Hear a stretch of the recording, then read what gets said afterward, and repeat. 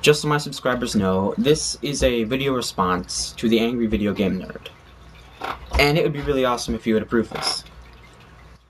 Now, I just want to start off by saying that I've been a fan of yours for about a year. I subscribed to you probably sometime last spring.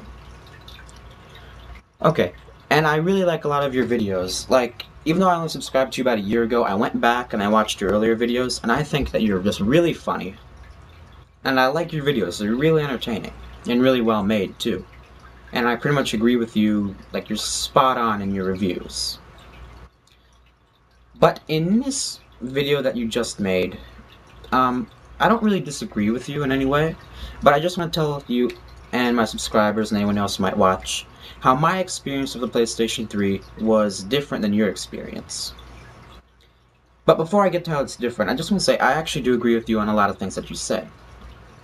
Like, you said the PlayStation 3 controller is really not that good for Blu-ray. I completely agree with that.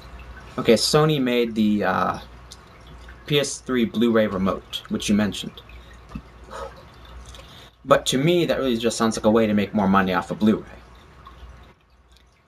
And really, I agree, you shouldn't have to buy that just to enjoy Blu-ray. Okay, if the controller can work fine for DVD, which it does, then why does it need to be different for Blu-ray? I have no idea.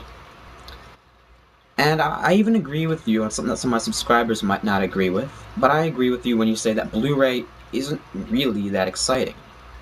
Like, it's better than DVD, I think, and I especially like the sound quality, but I'm really, like you said, in no hurry to replace my DVD collection with Blu-ray. Especially if something else rolls around in a couple years. But then I had some things where I really thought were strange. The first one is only strange because of the way that you phrased it. At the very beginning of your video, you said how your PlayStation 3, your first PlayStation 3, broke after only like 5 minutes. Okay? That in itself is pretty weird, but what you said after that is one of the major reasons why I'm doing a video response here. I also left a comment, but you said that the PlayStation 3 had a design flaw. You said something along the lines of, if the PlayStation 3 breaks after only 5 minutes, that's gotta be a design flaw. And now, I think that you meant your PlayStation 3 had a design flaw. I don't think you meant to suggest that, like, all PlayStation 3s had a design flaw. But some people might take that the wrong way. Because I know a lot of 360 fanboys, and even some Wii fanboys too, will say stuff like, oh, the PlayStation 3 has some, flaw that affects every PlayStation 3. Which just isn't true. Now, I don't think you meant it that way. I think you were just saying that your PlayStation 3 had a design flaw. But it just caught my attention the way that you said that. Now, I'm not calling you a fanboy or anything, but it just caught my attention, and it's probably just the way you phrased it, though. Other than that, you said something else that was kind of strange, but again, there's actually a reason for this, maybe. You said that the PlayStation 3 controller's battery life would only get you through 2 or 3 DVDs. Well, actually, you didn't say DVD, you said movie. So maybe you mean Blu-ray, but it shouldn't matter. Now, I don't know what type of movie you're watching. I mean, your movies might be longer than what I'm thinking of. But when you say movie, I think of a movie as being about 2 hours long. Maybe a little longer. So 2 to 3 movies would mean 4 to 6 hours. Which is really strange, because the PlayStation 3 controller's battery life should be a lot longer than 6 hours. Should be more like 12 or so. So if that's actually going on, you might have a problem with your controller. But I did think of something else, too. I have the DualShock 3 controller, and I hope you can see this alright, but I have the DualShock 3. Should say right in the front there. You might only have the 6-axis controller.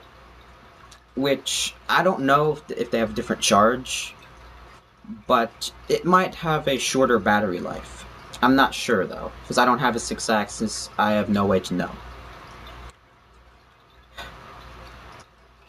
But, one time, I remember leaving my PlayStation 3 controller on overnight, then I went to sleep, and I went to school the next day, and I came home and it was still on. So it's gotta be at least 12 hours. Probably a lot longer, actually. Probably more like 16 hours. Okay, and from what I've heard, the PlayStation 3 controller from pretty much everyone has a really long battery life.